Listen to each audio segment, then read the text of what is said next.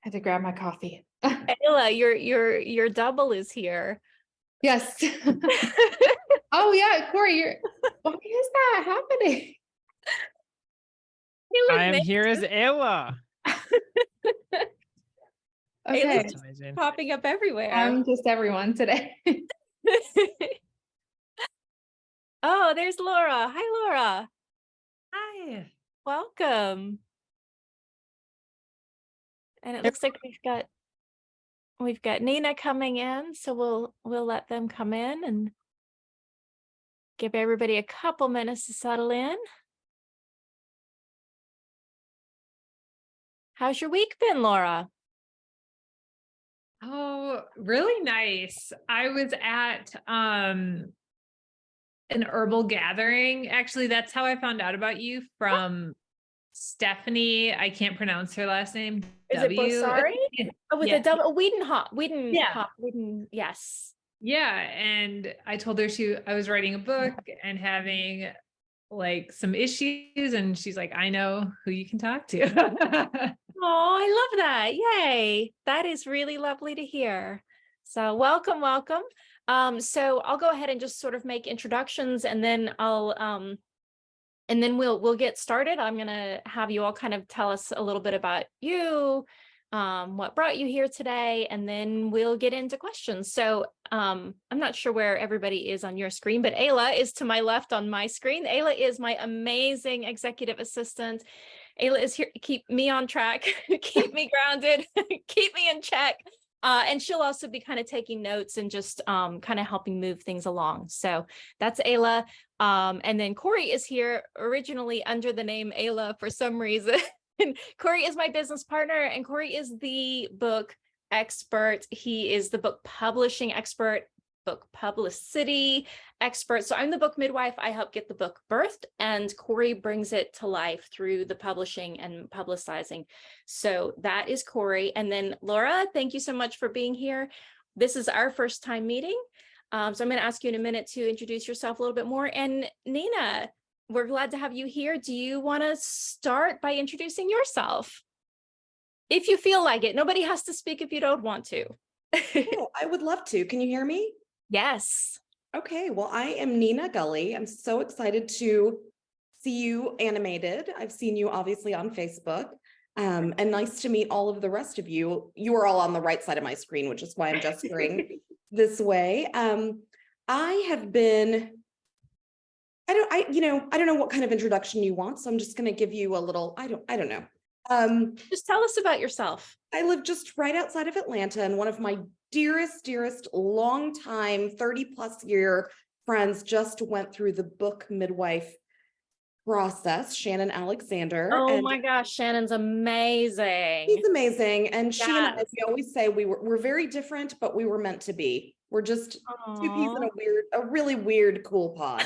But it's nice to meet you. I have been a lifelong writer, and also a lifelong fearful, anxious little mouse about actually producing work for the world. And then I just sort of had this revelation that the world doesn't have to be the big world. It can just kind of be my world. So here I am trying to be brave. Amazing. Thank you, Nina. That's amazing. Just outside of Atlanta. I live in the burbs. I've got 2 kids and a great partner for many years. And I was a long time practicing attorney. Now I am, after a pretty significant illness, I am sort of finding the next act for myself. I love that. Thank you for all of that. That was an amazing intro. I just have to ask, did you meet Shannon when were you both attorneys? Is that how you met, or did you meet? We met in high school. Oh, long. We really have known each other for 100 years. You've seen Shannon through a lot of transformations, and it sounds like you are going through some transformation of your own right now. Absolutely. It was fun because I got to read the galleys of her book. And that is just 1% of the human that Shannon is and her life experiences. So my notes to her were, I think this needs to be 500 pages longer. There's so much more to tell. She's such an amazing human, but also she has this beautiful voice and she has so much life experience to share. And I don't know, I'm her number one fan. And I'm excited for her book launch coming up in a few weeks. I love that. So I'm the enemy. I'm the one that made her take about 500 pages out. Maybe I've not also quite known her that so much. long and lived But- through some of that. But what you just said about her voice, I called her when I got her draft the first time. I had to call her and say, oh my God, your voice. Holy shit. And everybody has said that through the whole process. The copy editor, Corey, do you remember the copy editor on her draft? Yeah, no, Shannon has this amazing like way of like, I feel like channeling her soul into words. And my copy editor was like floored by it in like the best way possible. And like he's a pretty like calm person, and was just like all excited. I've like never seen him quite like that. So that was a special moment for sure. She's a pretty amazing person in real life as well. Just very engaging personality and kind of owns every room she's in. It's pretty remarkable, but in a non-egotistical, super humble, super cool way. So yeah, she's great. So Nina, I am delighted to make your acquaintance. Any friend of Shannon's is a friend of mine. So I'm glad you're here. And we're going to come back and have questions and all of that.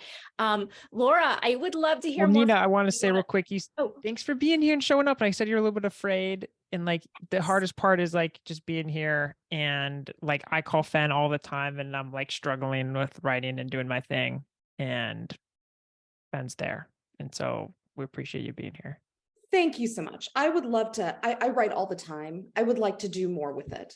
So I'm here. I have questions, but I'm going to mute so you don't hear my very cute, very loud boxers barking in the background. They're adorable and perfect in every way, but they're loud. Okay. And we'll come back because I want to hear your questions, and I'm looking forward to that. Laura, tell us a little about yourself if you're willing to. We want to know more. Yeah. So I teach, I have a business where I teach basically like conscious nature connection and guide people through nature meditations.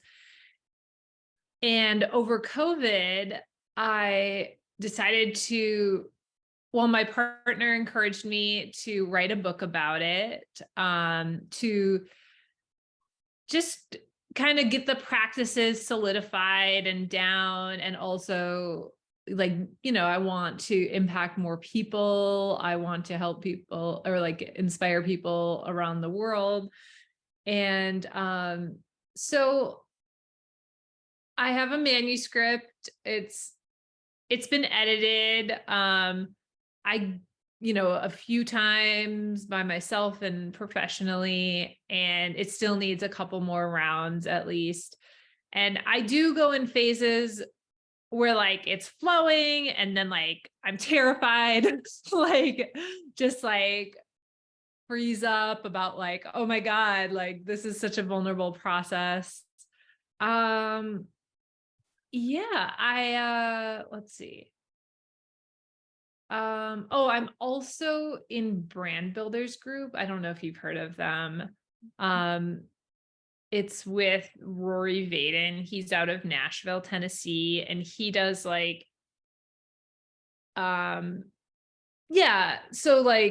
it's not solely focused on writing a book, but he does some work around like personal branding and how to come up with like content, and also like launching a book. So that's been helpful too.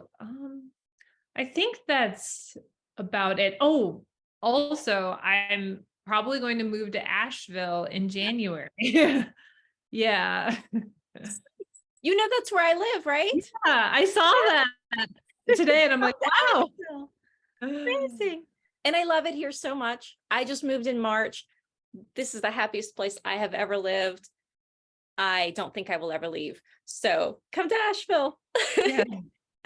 I was on a plane back. I went to Texas, which is where my son lives. And on the plane back, we connected in Minneapolis, and then the flight to Asheville from there. And it was really fun, going through the airport, and there's just all kinds of people in an airport, right?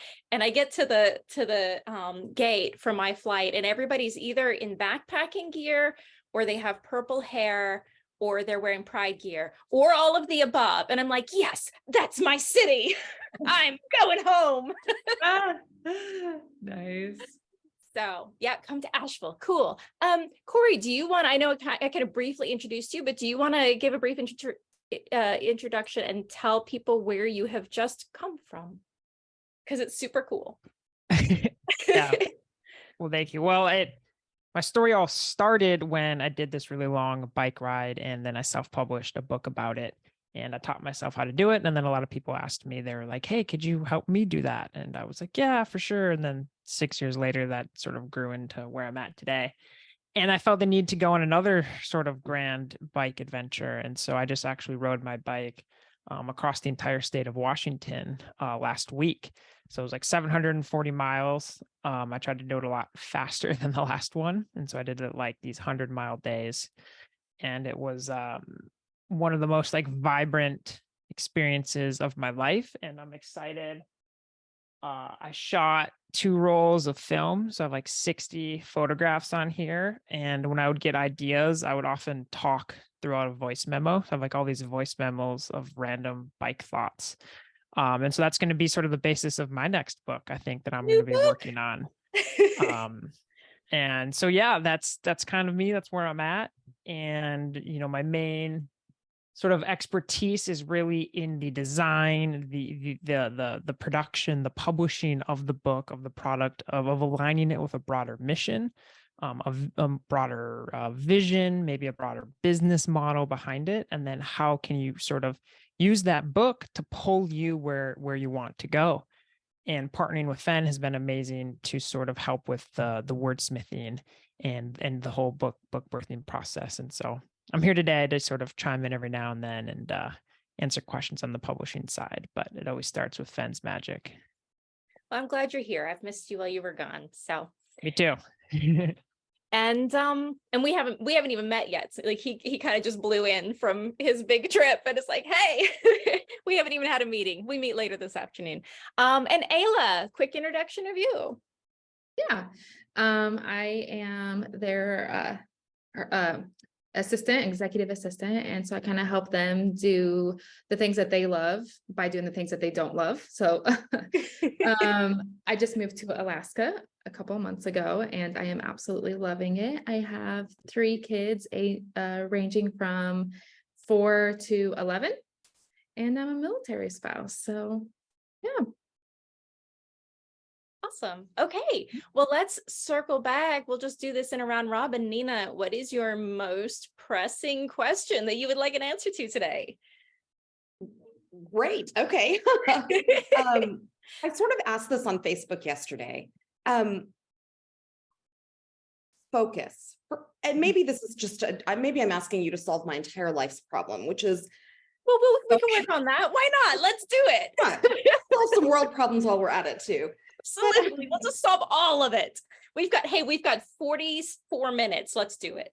Okay, perfect. Well, I have so many ideas, and that's sort of been the nature of my life. I just have a hard time drilling down, narrowing in on the thing that I want to do. I'm sort of easily distracted, have a non-traditional brain, so to speak. And my question really is, I have many questions, but I guess the primary question is creating the framework for the book, the first book. And I love the way you answered that yesterday a little bit on Facebook. The first book, how to really get going in a focused manner for book 1. Yeah.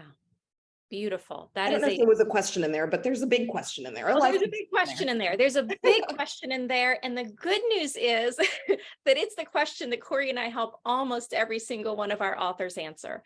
Because whether you are, I call it neurospicy. That's how I describe my love it. odd little brain. Whether you are neurospicy or whether you feel very normal, which, you know, most of the people who come to us don't really feel totally normal. So I feel like I feel normal, but maybe the world doesn't quite see me as normal. Gotcha. Okay. Regardless of where a person falls on that spectrum, almost everybody, especially when they're thinking about their first book, comes to us with this same question. It's kind of, where do I focus? How do I know which book is my first book? And I'm glad you called that out, because that's a big thing that we tell people is one of the reasons you get overwhelmed is you think you have to put everything in one book. And it's so freeing when you realize you can write as many books as you want. So which one are you going to write first? That's the question, right? And how do you focus it in a way that that helps you? And this was actually one of the reasons that Corey and I ended up partnering. I watched him deliver a workshop that we now do together, the Foundations Bookshop, we call it, which is really all about helping the author gain that clarity. And that is what we do. So rather than telling you how it works, how about if we just run you through a real quick little exercise? And Laura, you are welcome to join this exercise if you want. If this is a question that you kind of share, we can kind of bounce both of you. So the first Nina, go ahead. Real quick, I just want to say I spent years trying to answer this for the people I'd work with and try to answer it for myself. And it's super hard, but it's one of the most common things that Fen and I get asked. And then Laura, real quick to you too, how do you feel like, even with your manuscript in its current form, do you feel like it's clear to you on like what exactly you want the book to do for you, and like what exactly the book is? Or do you still feel like it's maybe a little bit sort of shifting? Yeah, I feel like it could use some more focus. And I do what Fen said resonated with me, with like kind of trying to put everything in one book. Like I struggle with that, like, oh, well, this is good too. And I mean, I did delete, like last edit, I did delete like several chapters, and it just wasn't right for the book. And it was hard, but also kind of freeing, like getting like one step closer to, like something that's a bit more focused. Yeah, thank you for that, Laura. And I'm glad you asked that question, Corey, because it's not unusual. Actually, sometimes our authors do come to us with a complete draft. In fact, we just signed somebody this week and he's bringing a complete draft. So where we start with that is still the same place, because it's still the same question. Is this focused where I want it to be focused? Sometimes it's easier to gain that focus before you have a draft. And sometimes you have the draft, so you work with what you have. And we always say, there is no bad first draft. The first draft's only job is to exist. That's its only job. So you have a draft, you have a first draft, you did it, you were successful. So to go back to kind of the questions, Nina, we'll start with you. First, tell us a little bit about, do you have, I think you said that you do work with, no, Laura, you said your work is with helping people reconnect with nature, right? Nature therapy, that kind of thing.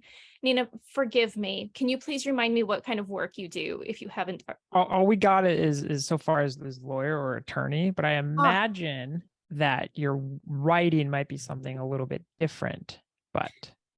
Well, yes, you imagine correctly. My writing is very, very personal. I think I have such a unique story as, I don't know, the perspective is really the child of immigrants during such a big technological shift globally. And so how, I don't know, sort of merging two cultures and two worlds, or multiple cultures and multiple worlds. And so I feel like my story is very much personal anecdotes with sort of wide-ranging appeal, interest. I don't know. Yeah. Okay. So your work is really is similar to Shannon's in terms of intent. So let me ask you this question then. If your book could change something in the world and you got to pick, what would it change? I think it would change the perspective.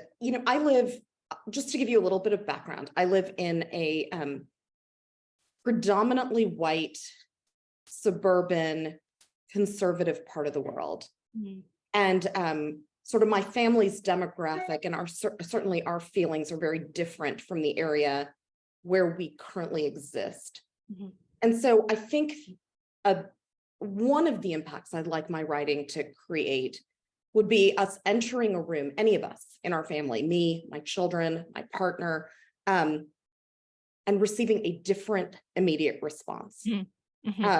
Because now someone knows something different and something more about who we are, our perspective, and where we come from. That's beautiful. And when you say we, do you mean only your family in particular, or do you mean anybody who's coming from, who's not white, middle class, conservative? Absolutely. So obviously broad ranging, you know, I can only speak from my eyes and my experience, but I think this has broad ranging, broader implications. Because I am just one brown person in white suburbia, but my experience, I think, goes beyond my brown skin or maybe my personal experience. So I think there's more there. No, that's beautiful. That's beautiful, Nina. So what I'm hearing from you is that if you, the main thing that you would love for your book to change in the world would be that people like you, in whatever way that means, would walk into a room full of average white Americans and receive a particular type of reception that is different from what they receive now. What would that reception be like? I think generally more interest and less assumption, less sort of immediate ridicule. I think I was really alarmed when my youngest child would go to school, and I'm Indian, and he and my children are of mixed ethnicity. And he would go into school and come back just sort of casually telling me that, you know, his peers referred to him as an off-brand Indian. You know, that phrase really stayed with me. I always thought of that as a perfect chapter name, an off-brand Indian. But that is a really good chapter name. Because that might even be your first book title. Right. Yeah. Oh my gosh. I never thought of that. See, look at you thinking bigger already. I don't know. See, there's so many I don't knows. And I think the real answer is not I don't know, but I have so many ideas that I can't focus in and narrow in. Let me ask you this. Let's say that you have written the book that has made the change that we just discussed. How is it changing your life personally? Some examples, are you going around, do you have speaking engagements? Are you standing on platforms? No. Are you coaching or consulting? Are you doing book signings? Or is it just, I've done this thing, this is making a difference, and that's what matters to me? Or is it like I am publishing, in my own mind, I am publishing 4 copies of this book. So this is where I am right now, and sort of where I've always been. Obviously, in reality, it may look very different, but and the 4 copies are for each of my children, my husband, and for my parents who I think have never really known me. And that's really it. I think that's been hard for me to reconcile, and maybe that's been part of the fear is the story that I want to tell. It's very honest. I think it's going to be very polarizing in terms of family relations, because I do want to tell an honest story, and I want to include a lot of personal experiences that, at least in the conservative family that I was raised in, we don't air our laundry quite in this way. So I don't have broader goals. I have a story that I want to write down, and I want my children to know me. I would like to be seen and known. But really, the audience is limited in my mind. Gotcha. Okay. So, and that kind of answers the who, but I'm going to push you just a little bit on this, because I'm hearing that you want this book, you want a book to have an impact that affects people who look like you walking into a room full of white people, right? But then I'm also hearing that your who is your mom, your grandma, and your children, if I got that right. Mom, partner, and children. Yes. Your partner and children. Okay. How does that audience have the impact that you just described? So it's interesting, because I wasn't anticipating your first question, because I've really never thought beyond the initial audience that I have in my mind. And so in terms of impact,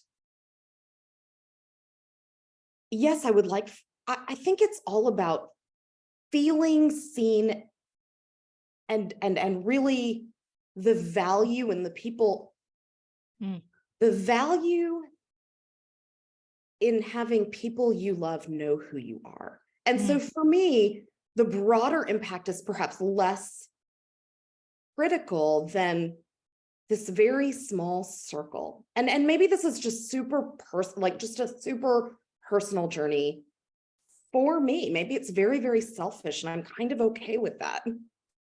Well, are you familiar at all with the book Spare with Prince Harry? Have you by chance engaged I with that haven't at all? read it. Of course, it's been headline news, but I have not read it. So in like he has an author's note at the start, and he essentially more or less says that, like, he's like, dear father and brother, like, you guys never understood me. Well, this book is for you. Or they're like, you guys never got why I did this. Well, here's why. And then like he wrote this like entire book that just like was his sort of like, here's me being seen, like here's me being me, like here's just me being me. And then like I don't think he meant for that, of course he's Prince Harry, for it to sort of blow up into what it is, but like he did that to just be like, here dad, here you go. And I don't know, that's what you're talking about is like, you have your own unique experiences in life, you have your own culture that you come from, and you by you simply putting that into a book and just giving that to like your mom, be like, hey, here you go, that also is going to have massive impact to other people who have your similar sort of but different life experiences. But I'm glad you brought that up, Corey, because some of the most delightful books that I love were family projects. There's a book by Jane Goodall called Grub, and it's just like photos of her son growing up in Africa, and they're delightful, and it's just like little stories about him. And it is my favorite work by Jane Goodall, and she never intended that to be something that the rest of the world, but it was very inspiring to me as a parent, because she talks a lot about raising a child in a very different cultural context than the one that she was raised in. And it sort of broadened my perspective of how children can be raised, right? So just another example of how it can be a deeply personal work and still have this broader impact. So I'm glad you brought that up. Ayla, I saw you unmute. Did you want to add something? I was just going to say, kind of adding on to Corey's, it makes you relatable, and maybe by sharing your story and the courage to do so, you might, because like you said, you guys, it's not talked about within, your culture. And so giving other people that courage to do the same by reading your book could be something that, so yes, it's meant for the family, but then providing courage for other people to do the same thing as well. Thank you. Thank you for saying that. I always feel like maybe my personal goal in life is to not do what's expected, which is to assimilate. When you come from a different cultural background and you come, really, you're sort of parked in a very specific part of the world. I think the expectation is to assimilate in some way. And I don't know, I think my story is very much about trying to stay authentic to who you are, your inner voice. I love that so much, Nina. I see so much potential for this book. So your question was, how do I stay focused? So the way you stay focused is by choosing your who. And in your case, write it to your mom, write it to your kids, pick one of them. And just, you could literally start each page with dear and their name, right? Or dear mom or whatever, and just write that story. And what we always tell people is, the first round, don't edit yourself. So I know there are a lot of people, especially when they're telling personal stories, they have concerns about how this is going to land with the different people who might read it. In your first draft, don't worry about it, because you can edit yourself later. And you can also go to those people and say, hey, I would like to know how it feels to you for these stories to be written down about you. And if you would like changes made, and you don't have to publish it exactly as you write it the first time. So the first time, just be honest. Just get it out there, right? Dear whoever it is. So, and when you know your who, when you know what it is that you're writing, so you're writing basically these stories that have impacted your experience being Indian in America and having children who are half Indian in America, then you just tell those stories. That keeps it easy. And then the other one is your why. And your why is to be seen by your family. That's the big why, right? So do it. And when you are being seen by your family, and when that work is complete, you are going to find other audiences as well. And it is going to have this other impact, because people are going to see that vulnerability. And ultimately, and I tell people this all of the time, there are so many books out there. You could never, Corey tries, but you could never actually read every single book that was ever published. It's not possible. You could spend your whole life doing nothing else, right? So how do you stand out? And the way you stand out is by claiming your own voice. And that's my job. That's what I specialize in, is helping people find their voice and claim it, because we each only have this one point of view. And when you nail your voice, you reach the people who need your work in particular. And by choosing your who, by knowing what you're writing about and knowing why you're writing about it, you're going to get much clearer in your voice as well. And you'll be able to stand in that. So how does that feel, Nina? Awesome. It feels great. I feel so much excitement. Good. And I strongly encourage you to put those things in. When we do this is a 90-minute one-on-one workshop that we do. So we kind of condensed it down, but we bring it to a statement, right? We have a who, what, why statement that we co-create with the author. We wait for them to have chills over that statement, and then we tell them to post it, so that's authors pay us $1,000 for the workshop. If you want that, it's available. You just let us know. But what I'm trying to tell you is, whatever you come up with, post it somewhere clear, post it somewhere that you see it all the time. And that is one of the ways that you help yourself stay focused. Awesome. Thank you. Good foundation. You're welcome. And the why is like my favorite, because that's like the sort of the motivation for the whole project. Whys are always my favorite everything. So I love that you said that. It's like, why are you doing it and why? And that's really what fuels the whole project. And so it seems what's maybe cool with you, and this is sort of just like where my brain goes, is like the publisher, is I always see like, what's the bigger vision, what's the bigger mission, what's potentially even like the business model behind it. Like, are you going to be coaching or consulting, or are you speaking? And right away you're like, no, that's not me, which is totally fine. So like, do you maybe see this book as like, are you still practicing law, or like, do you see this book as like, do you want to be like maybe a full-time author, to where like you get one book out a year and like all you do is just focus on books? Because there's actually potential for that, to where it's like you set it up to where book 1 comes out this year, book 2 is out the next year. You don't do any speaking, you don't do any of that crap, but you just set up your own sort of funnel that works for you, and you're just kicking out one book a year for the like, is that what excites you? Or like, where do you see maybe like the road of like your career going? So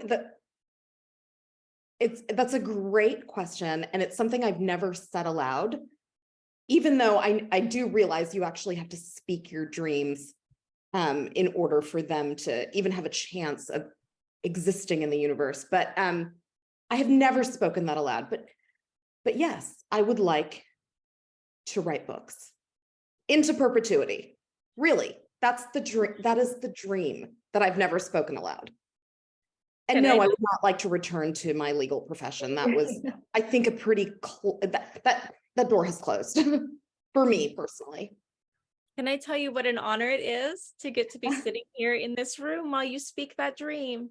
That's amazing, Nina. Thank you. I just, there's a lot of fear in saying that, because as a lifelong perfectionist, the fear of failure is always looming. And it makes it real if you say it out loud. Well, it does. It does. Mm-hmm. And maybe, yes, maybe it spurs on a little more action, maybe a little more directed action, I should say.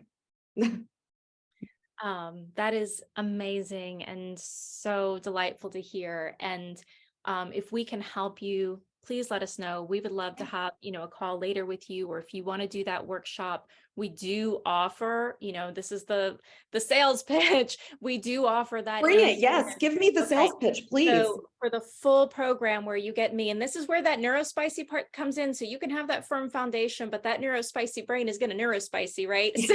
Right.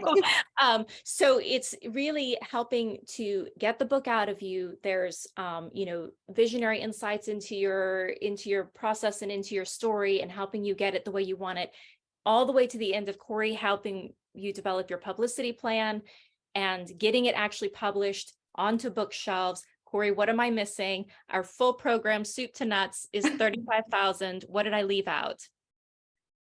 You get the Fen and Corey magic. Get the Fen and Corey magic. Book alchemy. We actually haven't spoken that one out loud. I just now said it for the first time. That is I a love brand it. name we're considering for our combined Fen and Corey book alchemy. Here's to firsts. I love that. It's a day of first. I hope it was okay that I said that. I didn't ask my business partner before I just announced it. No, that was perfect. That was perfect. And I said that sort of path of like books because I had this feeling that that was you. Like you just want to like sort of have it set up to where you could kick them out. And so what I always think about is there's like so many ways to like accomplish sort of what you want, but it's particularly like what exactly do you want? And then like how can we set up the strategy so that way like it pulls you in the direction that you want to go. One of our authors, Janet, is like speaking at I think it's maybe Janet's first one, but like they want to speak a lot. And so like the whole book was designed around like helping Janet speak a lot, which is great. Yeah. And like if you don't want to do that, that's fine. It's like how can you then set up a book? And so for you, it could maybe be the first book is really about like your story. It's sort of like an introduction to like who you are. And then like the second one, we could even have like this like awesome like workbook, and you could have like the second companion like journal that goes with that as well. And you could have like another book that maybe highlights one of your kids, or you could just set it up so there's sort of this strategy of like check and how you're gonna like work your way through it. And then you could just have fun and you're like, here we go. I'm just gonna write this book for this month and then this book for here. And I see how you could do that.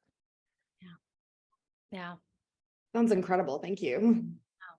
Wow. Thank you for sharing all of that with us, Nina.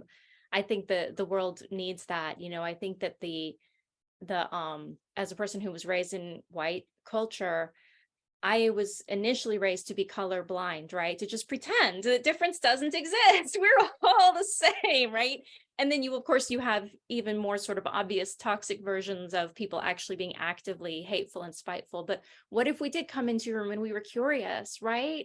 What if we wanted to know more about other people's cultures and backgrounds? And instead of expecting everybody to be like us, we learn from that and we expand because of it. And I think that having access to stories is the way, well, I know that having access to stories is the way you shift a culture. That's it. Art and stories, which are a form of art. That's how you shift cultures. So I think this can be incredibly powerful work. And like Corey just said, there's no reason why that can't be your life. You spoke the dream and now you can make it real. And we would love to help you. So we'll catch up with you afterward, but we have about 20 minutes. Yes. I want to you've make got sure other that Laura, that Laura. that we talked to Laura a little bit. Laura, so you heard all of that. Was there any of that kind of resonated or spoke to you or felt like it was helpful? Is there a different direction you want to go? Talk to us. Yeah, that was helpful. The main thing I'm struggling with is yeah, I think like my inner critic and anxiety when I'm so I'm on like the 10th draft. So like Yeah. and Gotcha. as I'm editing, it kind of starts to feel more real, like, oh, people are going to read this. And then I have a lot of doubt come up, and it kind of turns into like a feeling of like frozenness. Like I'm afraid to work on the book because what are people going to think? Is this good enough? Are people going to criticize this? How am I going to deal with the criticism? So like, and then I won't work on it. I'll be like, okay, I just can't like deal with this for a while. So yeah. So basically to sum it up, like, how does one work with the inner critic or fear of being seen, basically? Yeah. So Laura, once again, showing rather than telling, how would you feel about participating in a little light meditation exercise? Sure. Good. And Nina, if you wish to participate, I would be really happy to have you participate. And you don't have to, neither of you has to speak, but Laura, I'm going to encourage you, if you feel it, to speak to me while we're doing this So Nina, before you for do you. this, like Oh, yes, super please. quick, Laura, Yes. like real quick, big picture for you. You actively teach like nature meditation connection. Are Yeah. you like a coach or are you a consultant? Like like real quick, what's your vision for how does this fit in Yeah. before Fen does what Yeah. the magic is? I'm a retreat facilitator. So I'm just like getting back in the groove with COVID. So I lead like wilderness nature retreats and 5-day long retreats. And I would like to do more of that. I also present at conferences, and I would like to like up that game and like, I've done one keynote. I would love to do like at least 6 a year. So, and then my steady job is like social media and digital marketing or freelance. And so I would love to like slowly phase that out and then eventually do, what I feel most passionate about, which is like basically teaching nature, even coming up with a training eventually and speaking. Love it. You are perfect. You both are perfect for books. I see it clearly how the number one thing I think I did for my personal life and my career was my first book. It opened so many doors, and I know the same for Fen. And with that, I'm gonna digress and enjoy the meditation as well. Yes, well, and actually, I will tailgate on that again, getting that clarity, even though you have a draft with folks who have a business model that their book can support, which it absolutely would for you, being able to getting on more platforms, getting more invitations to the podcasts and the shows and the panels and the speaking engagements and all of those things. When you're an author, literally the word authority comes from the word author. People see you as more authoritative.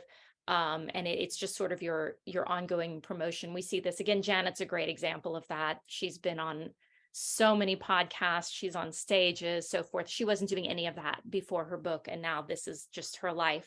And how cool would it be to hand your book out to everyone that you do, your retreats with?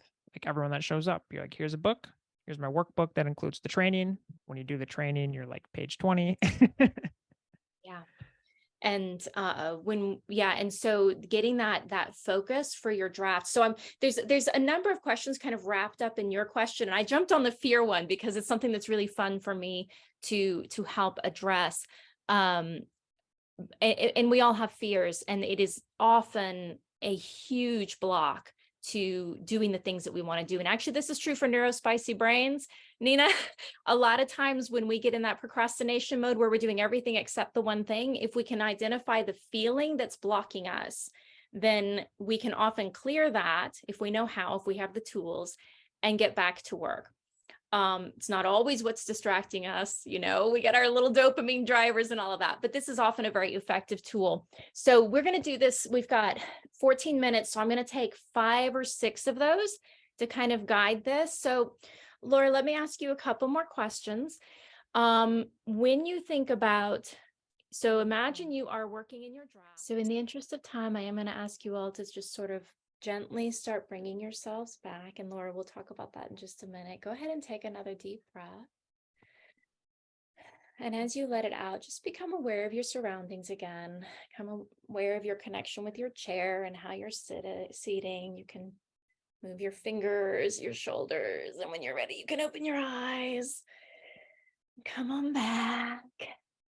Thank you so much for being willing and brave to participate in that with me, Laura, especially for being willing to speak your experience. I'm really pleased that you experienced that release. I wasn't sure if we would quite get to that point in the amount of time that we have. And so it was delightful to me to hear you. And that's almost always that experience.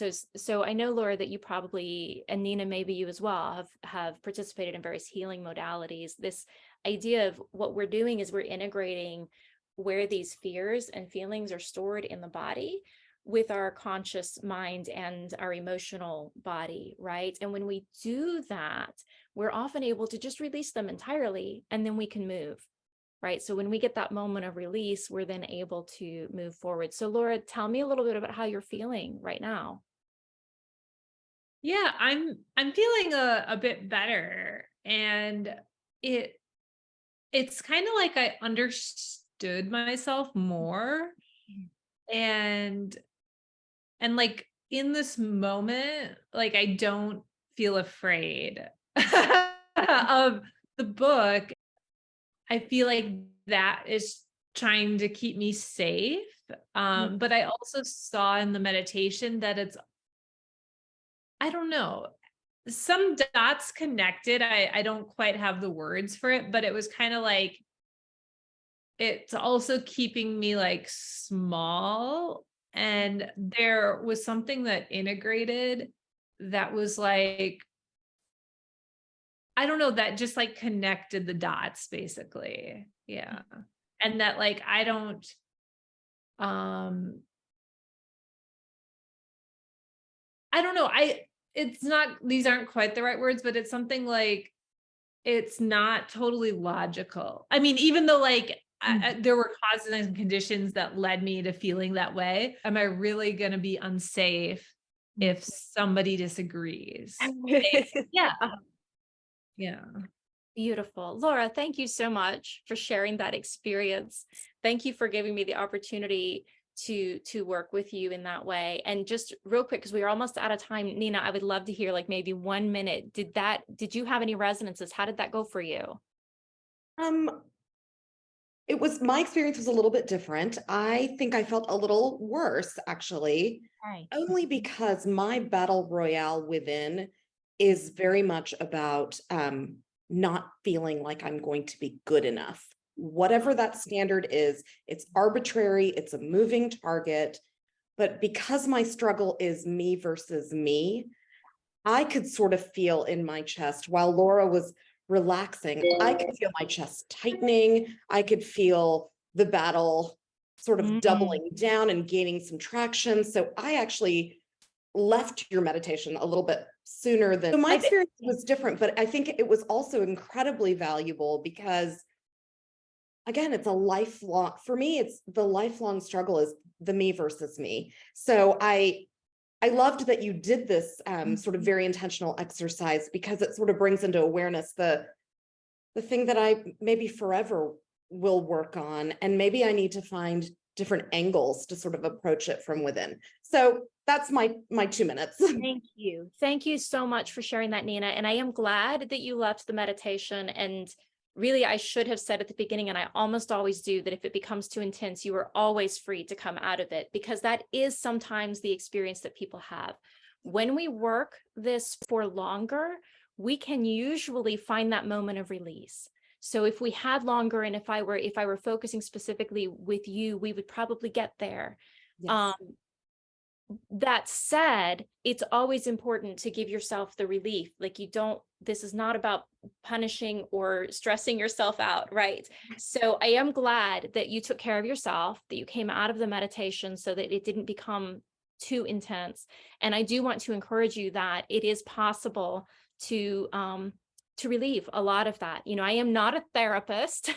I'm not even, I do have some training in various like healing modalities, alternative healing modalities, which I'm not going to get into in the interest of time, but that's not my primary focus. My primary focus is always helping the author to reach the point where they can do the author work, right? And I do encourage people to pursue the healing modalities that work best for them, because when we're in harmony in ourselves, it's easier to accomplish the things that we want to accomplish in our lives, right? But I do want to say that if that were becoming an issue for you, if we were working together, that we would work with that, and probably we would reach a point of release for you where it would no longer be an obstacle for you in what you're trying to accomplish. And I'm sort of so with you on that concept of like Corey versus Corey. And one of my biggest insights of being on a bike for 700 miles is halfway through, I realized, and I wrote it down, it's Corey with Corey. I love that. And I love that. it's not, I'm not against me. Like if I'm mad at my body can't like do what it needs to do. And I'm like, Corey, I'm with you. I'm Corey, like, I wish you could see my arm. I literally have goosebumps when you said that aloud. so it's Nina with Nina. You're not Yeah. against yourself. You're with yourself. Yeah. Yeah.